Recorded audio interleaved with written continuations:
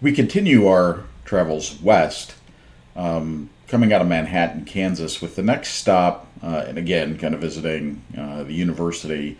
The next stop that I had on the list would be an on the way, and it may be that we do the stop in Manhattan and then stay up here at Homestead National Historic Park in Nebraska. So, the challenge, kind of trying to hit all 48 lower states, is a few of these, like Nebraska and Kansas, as well as surprisingly, some of the East Coast states, don't have any national parks.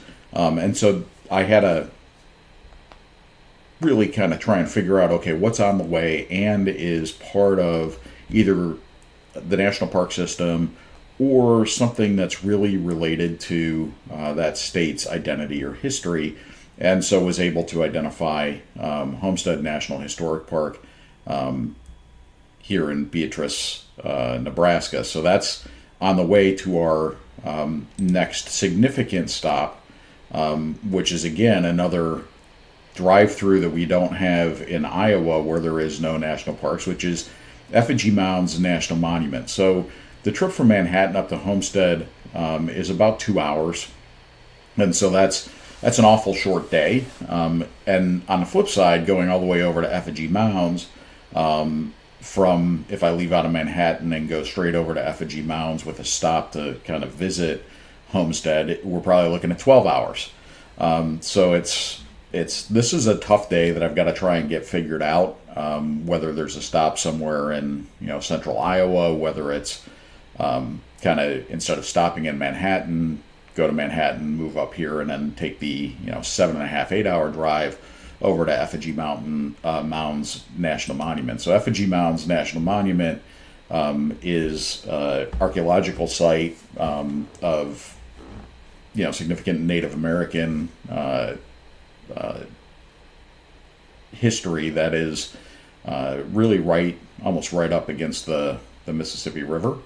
And so it's at Harper's Ferry, Iowa, as opposed to Harper's Ferry, Virginia, which is the site of the famous battle. So this would be stop on the next day. So we'll call it day 67. We're basically hitting Effigy Mounds. It could be day 66, it could be day 68, but we'll use day 67 as Effigy Mounds as a stop. And so that's the next stop that we've got at day 67. Day 68, I've got us doing another 4 hour drive, so more typical of our daily drives, to St. Croix National Scenic Riverway in St. Croix Falls, Wisconsin.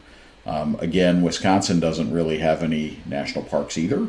And we're going to talk about one of the unusual, strange national parks here in a moment. But I wanted to make sure we got to Wisconsin. So I've got St. Croix National Scenic Riverway, and that's about a 4 hour drive up. And again, a lot of these are sitting on the banks of the river and just outside Minneapolis. I did, if I need to stay in Minneapolis, that's fine. I just kind of want to get, as part of the trip, outside of a lot of the major metros, with really the exception of Boston.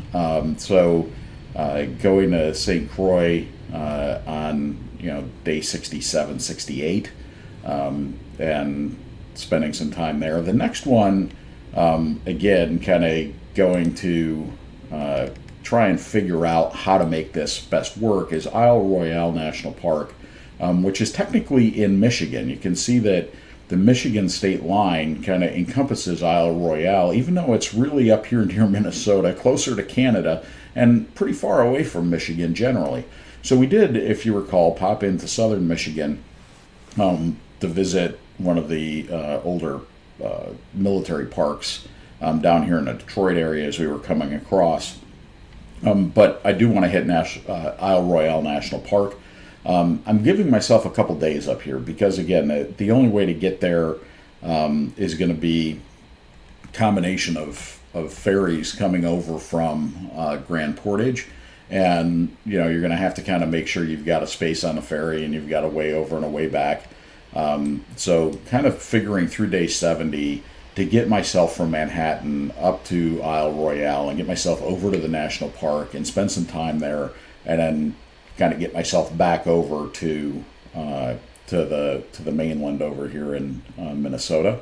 And so that's, figure days through day 70. And again, the dates kind of getting us from Manhattan through Isle Royale. So Manhattan we hit on day 65. There's basically 5 days in the travel budget to get through these these four stops. But the distance here is really short. Like I said, about 2 hours. Distance here is fairly long, 4 hours.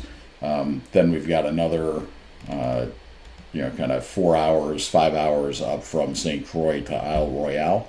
But if I'm going to give myself a 5-day buffer to get myself up to Isle Royale. Again, this national park is one of the ones that is not visited that often because it is a little bit of a challenge to get to. But looking forward to spending some time there. And so leaving there on day 70, or assuming we're leaving there on day 70, pushes us over to Voyageurs National Park, another 4-hour drive, essentially here in northern Minnesota, right near the Canadian border. This is one of the spots. I've never been in northern Minnesota. I've been through southern Minnesota a number of times while I've been driving down here on the interstate, but have not been through northern Minnesota, and I understand that, again, may try and figure out how to get over to the UP as well, because I just understand this area is just gorgeous. But going to hit Voyageurs National Park day 71. It's about a 4-hour drive. Be able to spend some time kind of in this particular area, probably not over on the Canadian side. That's coming following summer, and I'm starting to plan that trip, and that's going to be an interesting one, provided this one goes well. So hit Voyageurs on day 71.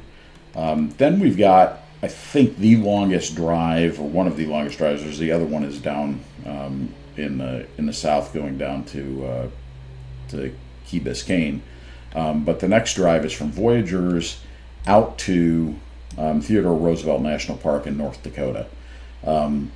Relatively easy drive, but it's about a 9-hour, 600-mile run from Voyageurs out to Theodore Roosevelt National Park. And so this is one where, again, I've got, day 71 essentially here. I'm going to say this could end up being a 2-day trip. So put myself to Theodore Roosevelt National Park, day 72, and give myself a little bit of grace, especially since I've now, been on the road for the better part of 2 months, over 2 months. Give myself a little bit of grace and not try and push myself to a 10-hour day.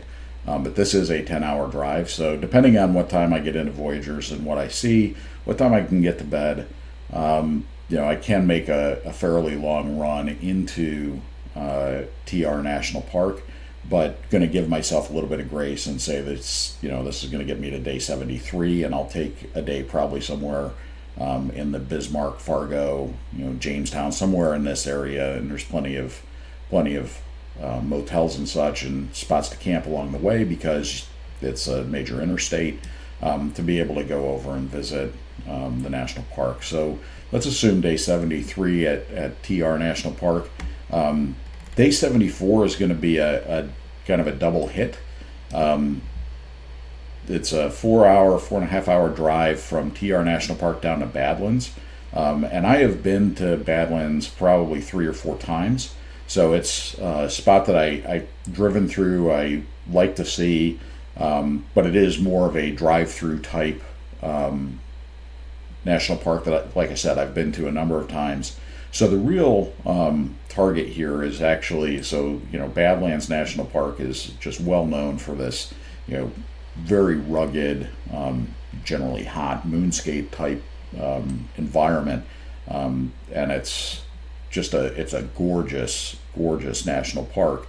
But the national park I have not been to is Wind Cave National Park, which is about 2 hours south. So again, about a 4.5 hour drive through Badlands, and then down to Wind Cave. So again, another long day, about 7 hours, 7.5 hours in the car. But I anticipate I'll be able to do that in the one day, get myself to Wind Cave, and spend some time there. Maybe a little bit later start the following day. And we are starting to get into some real drives as we come back west. So, if we're assuming we're rolling out a TR National Park at day 72, this is going to be day 73, and then rolling into the next stop, which is the final stop on this segment of the videos, which would be about an 8-hour drive over to Grand Teton National Park in Wyoming. So kind of starting to roll myself all the way back to the west. Have been to Grand Tetons a couple times. Again, beautiful, beautiful, beautiful area, and we've got the kind of the national forest, as well as you've got these couple huge national forests: Bridger Teton National Forest, Caribou Targhee National Forest, and then you've got, of course, Grand Teton National Park. So the intention would be to make that drive over to Grand Teton National Park and be able to, then that's about a 7 to 8 hour drive over there, and then spend the evening there before heading up into Yellowstone for the next segment of the journey. So that gets us basically through the bulk of the states, with only Montana, Idaho, and Idaho really left to go. And then we've kind of rolled our way through the lower 48, and we're going to wrap up coming through Wyoming, Montana, Idaho, and Washington here on the last of these preliminary road trip journeys.